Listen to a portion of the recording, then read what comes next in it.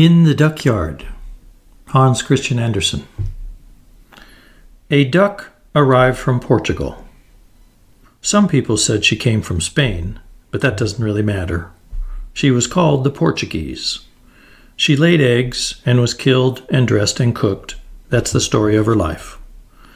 But all the ducklings that were hatched from her eggs were also called Portuguese, and there's some distinction in that. At last there was only one left of her whole family in the duckyard, a yard to which the hens also had access, and where the cock strutted about with endless arrogance. "His loud crowing annoys me," said the Portuguese duck, "but there's no denying he's a handsome bird, even if he isn't a drake. Of course he should moderate his voice, but that's an art that comes from higher education, such as the little songbirds over in our neighbors' lime trees have. How sweetly they sing. There's something so touching over their melodies. I call it Portugal.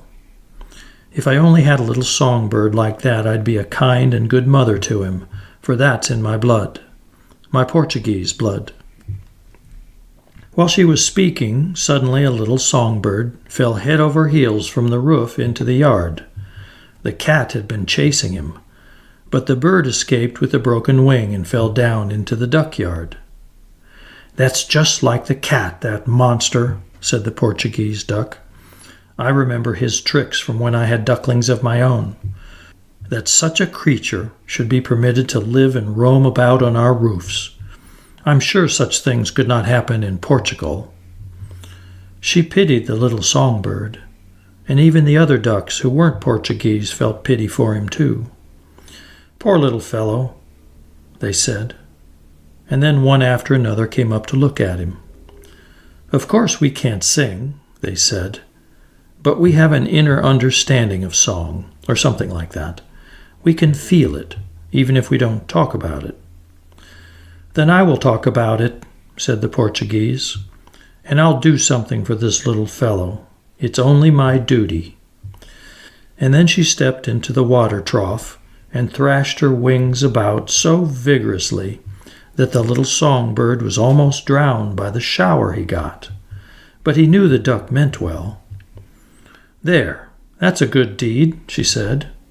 "The others may observe it and profit by my example."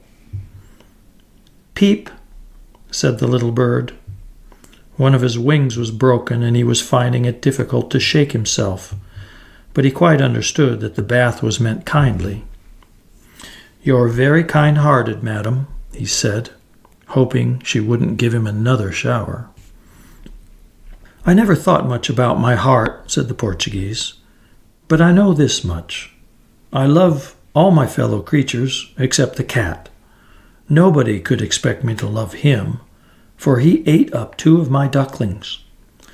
Now make yourself at home, for you can be quite comfortable here. I myself am a foreigner, as you can tell from my bearing and my feather dress. My drake is a native in this country. He doesn't have my blood, but still I'm not proud. If anyone in this yard can understand you, I may safely say it is I." "Her beak is full of portulaca," said a common little duck, who was considered very witty. All the other common ducks decided the word portulaca was very funny, for it sounded like Portugal. They poked each other and said, "Quack." He was really so witty, and now all the other ducks began to pay attention to the little songbird. "The Portuguese certainly has a great command of language," they said. "For our part, we haven't room in our beaks for such big words, but we have just as much sympathy anyway. Even if we don't actually do anything for you, at least we'll go about quietly with you, and that we think is the nicest thing we can do." "You have a lovely voice," said one of the older ducks. "It must be a great satisfaction to you to give so many of us such pleasure, as you do. I don't really understand singing, so I keep my beak shut. That's better than chattering nonsense to you the way the others do." "Don't bother him," said the Portuguese. "He needs rest and care. My little songbird, do you want me to give you another shower bath?" "Oh, no, please let me stay dry," he begged. "The water cure is the only that does me any good when I'm sick," said the Portuguese. "But amusement helps too. The neighboring hens will soon be coming to visit us. There are 2 Chinese hens among them. They wear breeches, are well educated, and have been imported, so they stand higher than the others in my esteem." And the hens came, and the cock came with them. Today he was polite enough not to be rude. "You're a true songbird," he said, "and you do all you possibly can with such a small voice as yours. But you should have a little steam power, so everyone would hear that you're a male."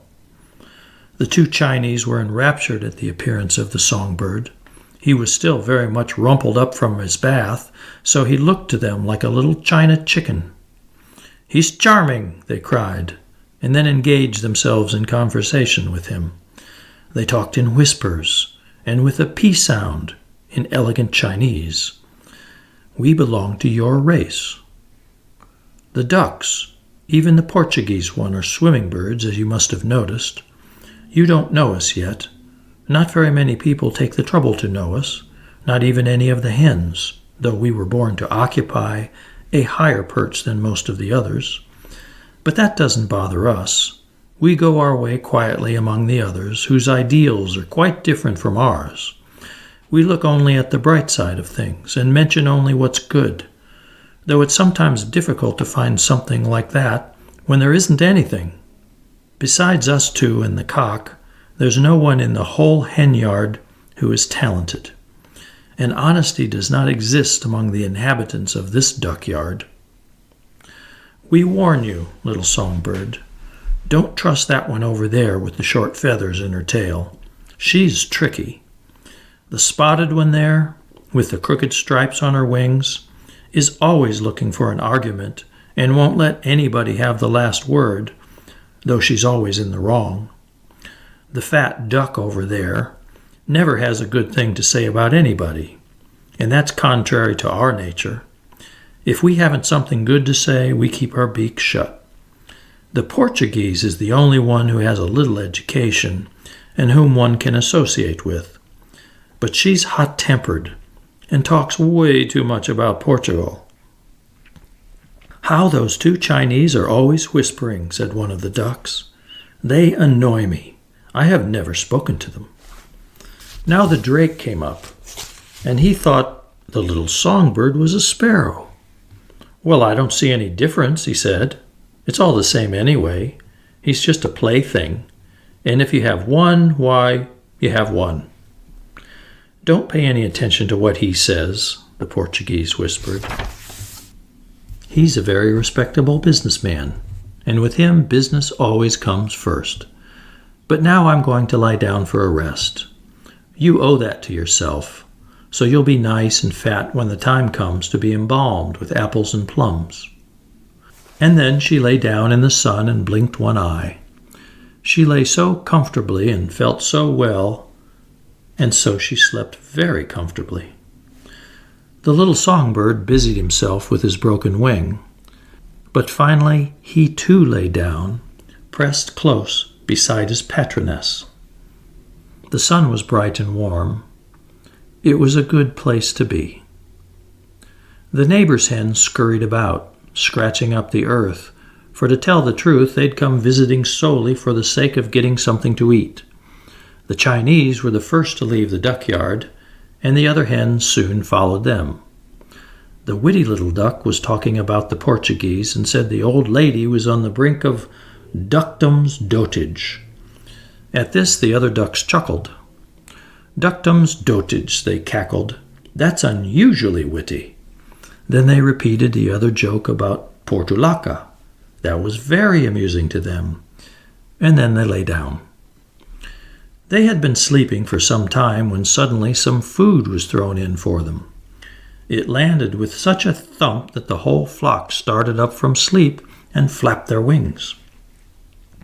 The Portuguese woke up too and rolled over on the other side, squeezing the little songbird very hard as she did so. "Peep," he said, "you stepped so hard on me, madam." "Well, why do you lie in the way?" she said. You mustn't be so touchy. I have nerves too, but I have never yet said peep. Please don't be angry, said the little bird. The peep slipped off my beak before I knew it. The Portuguese didn't listen to him, but began gobbling as fast as she could until she had made a good meal. When she finished, she lay down again, and the little bird came up and tried to please her by singing, "Tilly, lily, lee, of your heart with glee, I shall sing with love when I fly above."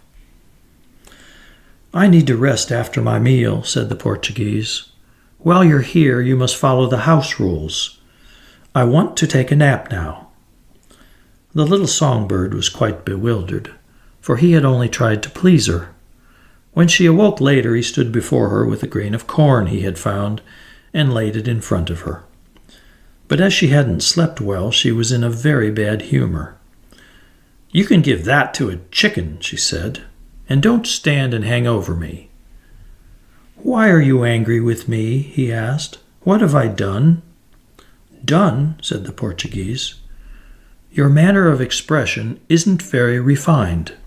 I must call your attention to that." "Yesterday it was all sunshine here," said the little bird, "but today it's dark and cloudy. It makes me very sad." "You don't know much about weather, I guess," said the Portuguese. "The day isn't over yet.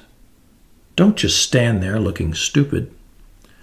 "But you're looking at me just as those two wicked eyes did when I fell into the yard." "Impudent," said the Portuguese, "comparing me with the cat, a beast of prey. There's not a drop of wicked blood in me. I've stood up for you, and I'll have to teach you good manners."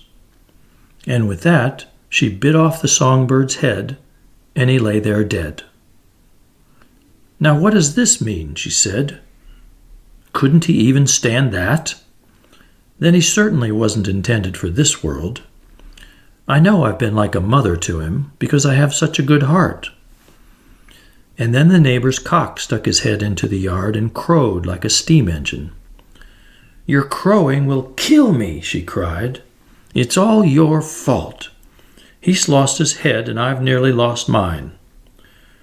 "There isn't much left of him," said the cock. "You speak of him with respect," said the Portuguese, "because he had a voice and a fine education. He was tender and soft, and that's as good in animals as in so-called human beings." And all the ducks gathered around the little dead songbird. Ducks have very strong passions, whether they feel envy or pity. And since there was no one here to envy, they all felt pity. And so did even the two Chinese hens. We'll never find such a songbird again. He was almost Chinese, and they both wept with a great clucking noise. All the other chickens clucked too, but the ducks walked around with the reddest eyes. "We have hearts," they said. "Nobody can deny that." "Hearts," said the Portuguese. "Yes, that we have. They're almost as tender as in Portugal." "Let us now think about getting something in our stomachs," said the drake. "That's the most important thing. If one of our playthings is broken, why, we have plenty more of them."